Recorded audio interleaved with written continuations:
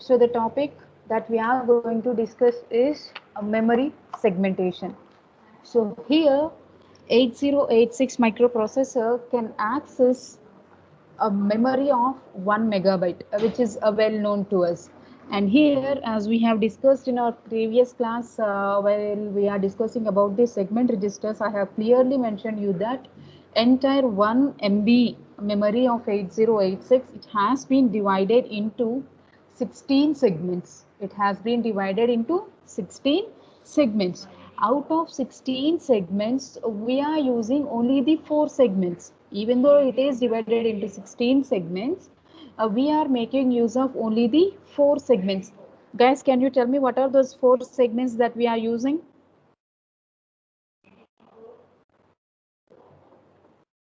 Stack, Stack segment,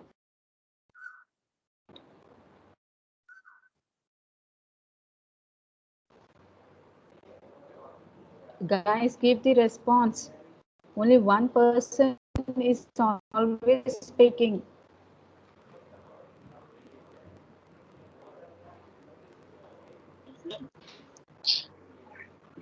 Stack segment, what are the remaining 3 segments?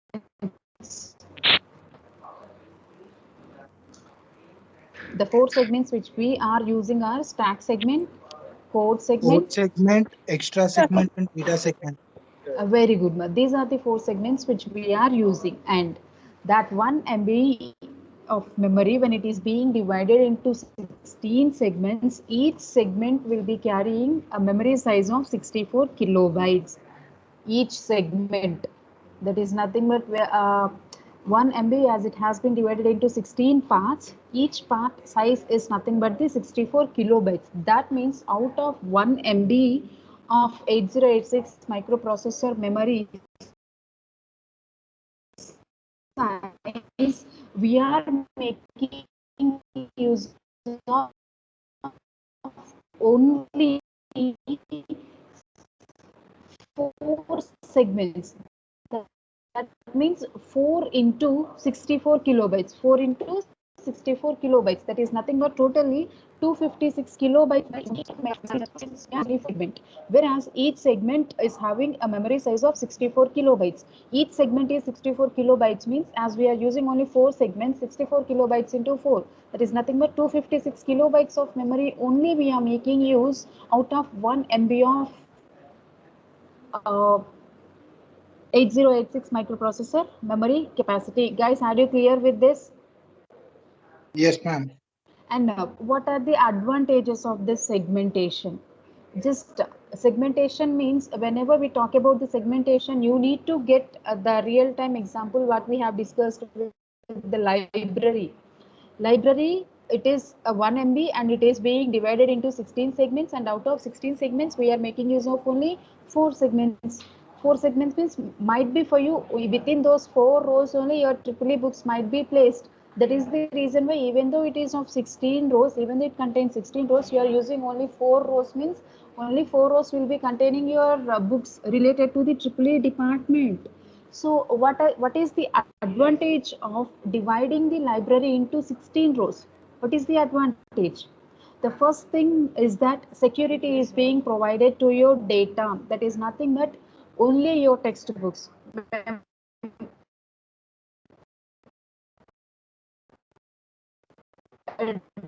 Textbooks related to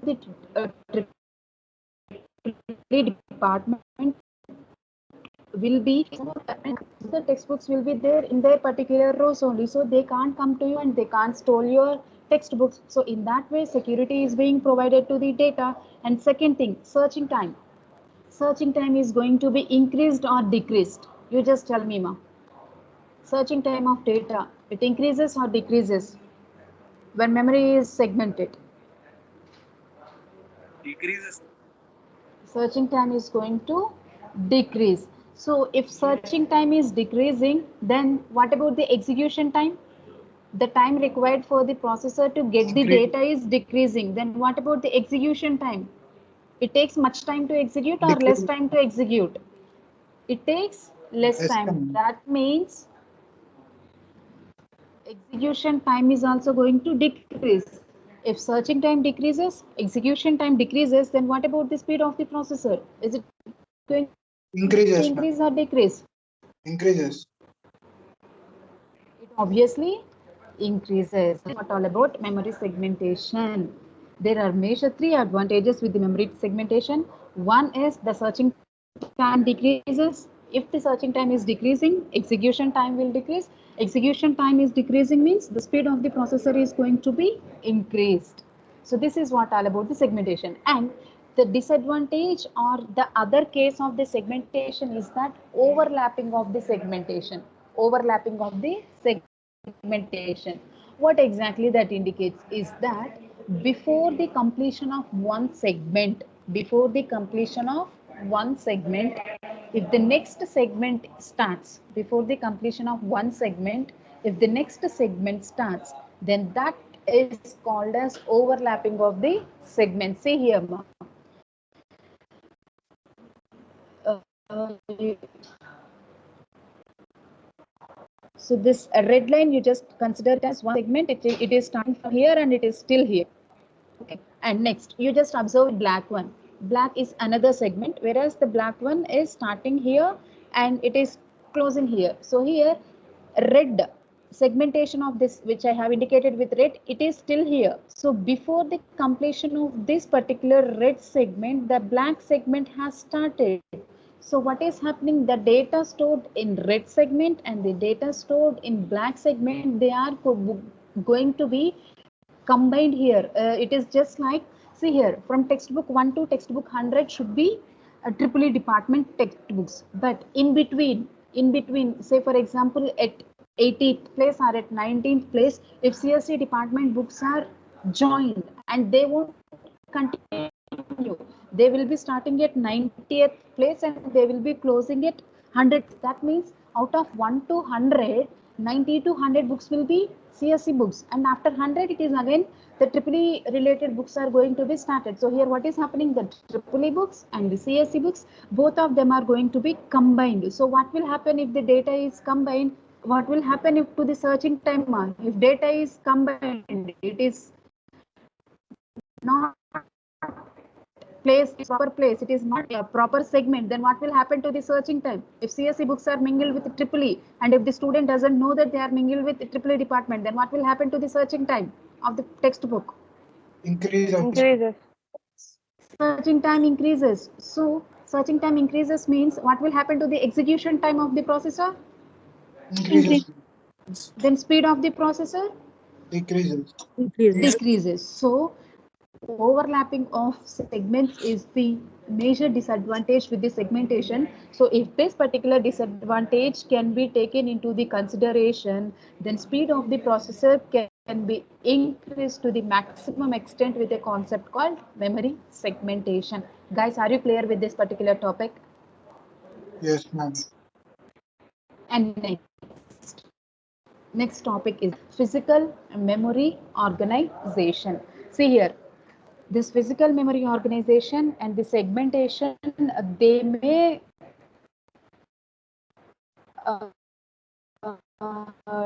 look similar, but both are different. Memory segmentation, which is divided into 16 segments,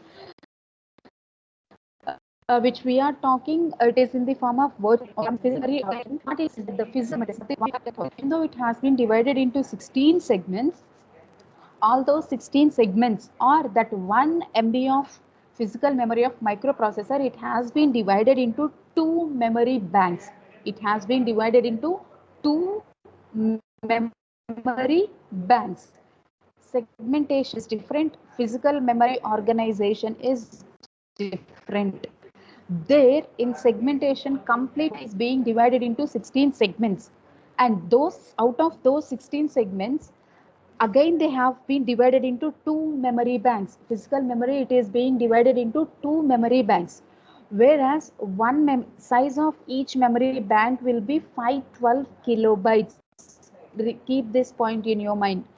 Physical memory of microprocessor 8086 microprocessor, it is being divided into two memory banks, whereas each memory bank size is 512 kilobytes. Size of each memory bank is 512 kilobytes. Why is it being divided into two memory banks? I'll tell you the reason.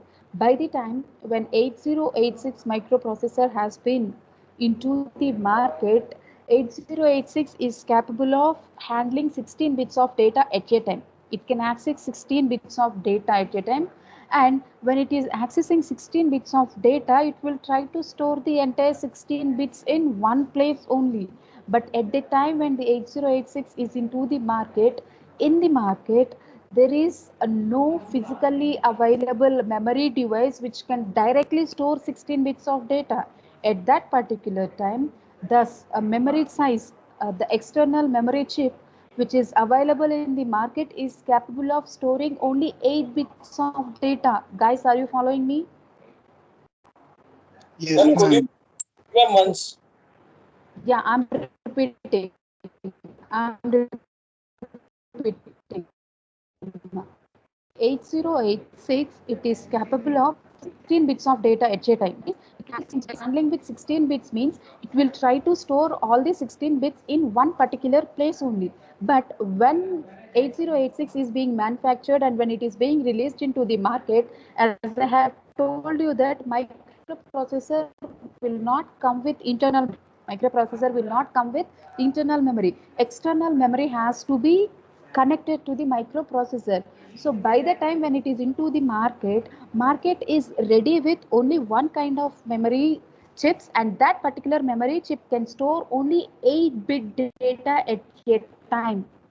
It can store only 8-bit data at a time, but 8086 is capable of handling with 16-bit. It wants to store 16-bit, but a memory chip that is available is only of 8 bits. So what the concept has come into the picture is that what they have done, they have taken two memory chips, whereas each memory chip is capable of storing 8 bits. 8 plus 8, 16 bits. So what they have done is they have connected externally two memory chips, two memory banks to the 8086 microprocessor, where each memory bank can store 8 bit of data. That means parallelly 16 bits of data is being accessed, and say at the same time that 16 bits of data will be stored in two different memory chips. They are called as memory banks. Guys, did you understand why two memory banks concept comes into the picture? Yes, ma'am. Yes, ma'am. Clear with this, ma? Yes, ma'am. Okay. Yes, And ma'am. now Got it. 16 bit of data. 16 bit of data means when we represent it in the form of binary system, we will be considering D0, D1, D2, D3 and up to so on D15. That will be the 16 bit data representation. I have told you that here we will be making use of two memory banks. Each memory bank is capable of storing 8 bits. That means each memory bank size is 512 kilobytes. And when it is accessing 16 bits, those 16 bits have to be divided into two halves, 8 bits and 8 bits, because memory is of it is capable of handling only 8 bits. So that 16 bits needs to be divided into two parts, and those two parts are nothing but lower byte of data and higher byte of data. D0 to D16 is the complete 16-bit data, but the memory bank can store only 8 bits. So those 16 bits are being divided into 2 bytes. One byte we call it as a lower byte and another byte we call it as a higher byte. And under the lower byte, D0 to D7, the data that is present in between D0 to D7, that we consider it as a lower byte of data, and from D8 to D15, we consider it as a higher byte of data. Guys, are you with this? Clear with this? Lower byte of data and higher byte of data, and why we are segregating the entire 16-bit data? Yes, ma'am. And now, I told you that there will be two memory banks, and now those two memory banks are given the names as even address bank and odd address bank. The names of the memory banks are even address bank and odd address bank. See here, when you are transferring your data, 16-bit of data, D0 to D7 will be in lower byte and D8 to D15 will be higher byte. These arrow marks, they are nothing but the bus mark. This is the symbol for bus, data bus. Data bus will be of bidirectional. That is the reason at the microprocessor end and at the memory location end, at both ends, we have represented the arrow marks. As we are talking about the data, here the two buses, they will be representing data bus, and lower byte of data will be transferred in lower bus and higher byte of data will be transferred in higher bus. These arrow marks, they are nothing but the representation of data buses. And here, when you are transferring your data, say for example, you are transferring 16 bits. So D0 to D7, that data will be transferring into this particular bus, and D8 to D15, that data will be transferring into this particular time. These two operations will happen parallelly because at a time 16 bits will be stored. And now it is transferring, it has entered into the bus and it has reached to its destination called even address bank. So now this D0 to D7 data will be stored in a memory address of, it will be stored in a memory address of 000H, 5 zeros and 1 H, because when we are storing a data, there should be a location for storing the data. So here I am considering that my first data D0 to D7, it will be stored in a memory location whose address is 5 zeros H. H represents hexadecimal. And in a similar way, D8 to D15, which is a part of this data only, D8 to D15, it will reach to this destination where the destination name is odd address bank. So here, this D0 to D15 data will store in a memory location called, see here, 00001H.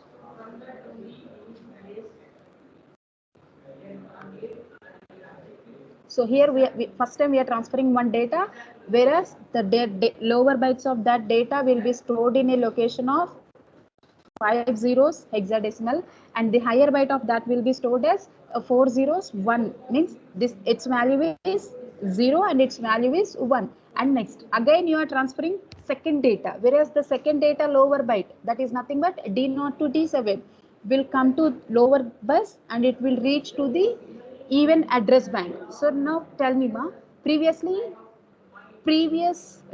to D7 has been stored in zeros and its name is even address bank. And now again there is second data which is also a lower by D0 to D7, in which location it is going to store.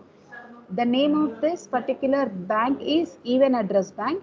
Previously it has been stored in zeros and now it is going to store in a place called 2. Previously it is all zeros and now it is going to be at a memory location of 2. And the second data higher bytes, they will be reaching to the odd address bank, and they will be, previously it has been stored at a memory location of 1. As it is odd address, the next data is going to be stored at an address of 3H.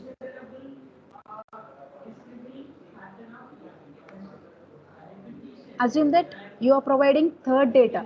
First data lower byte is stored in zeros. Second data lower bytes are stored in 2H. And now I am providing my third data. Third data lower bytes will be stored in a place where the location will be 0004H. And similarly, the higher byte, the third data higher byte will be stored in an odd bank address whose location is going to be 0005H. Guys, did you understand this concept? The memory locations, how the memory locations are being varying from data to data in even address bank and in odd address bank. Are you able to differentiate them? Yes, ma'am. In even address bank, the memory location will contain only the even numbers. The memory location will contain only the even numbers. Whereas in odd address bank, the memory location will be of odd numbers. So here you can say that even address bank, all the, let you insert 1 byte of data or 2 bytes of data or 3 bytes of data, all the lower bytes of the data, they will be stored only in even address locations of the memory. All the lower bytes of data will be stored only in even addresses of the memory location, and all the higher bytes of data, will be stored only in odd memory locations of the physical address of complete 8086 microprocessor. And here even address bank is also having another name, that is nothing but memory 2, and odd address bank is having another name called as memory 1. Guys, are you clear with physical memory organization? Yes, ma'am. And now, in order to enable this memory 2 or even address bank, we need to make use of address line A0. A0 is equals to 1 means processor will come to know that the data is currently being stored in even address. And in a similar way, in order to activate or in order to enable odd address bank, BHE bar, here BHE stands for bus high enable, bus high enable. So when BHE bar value is 0, here as bar is there, its numbering should be 0. If bar is not there, its numbering should be 1 in order to activate the odd address bank. So A0 is used to enable the even address bank. BHE bar is used to enable the odd address bank. Even address bank is also named as memory 2. Odd address bank is also named as memory 1, and these two memory banks are having a memory size of 512 kilobytes each. Guys, are you clear with physical memory organization? Yes, ma'am. And any doubts in this? Memory segmentation and physical memory organization. No, ma'am. I hope everything is clear to you. Memory segmentation and physical memory organization.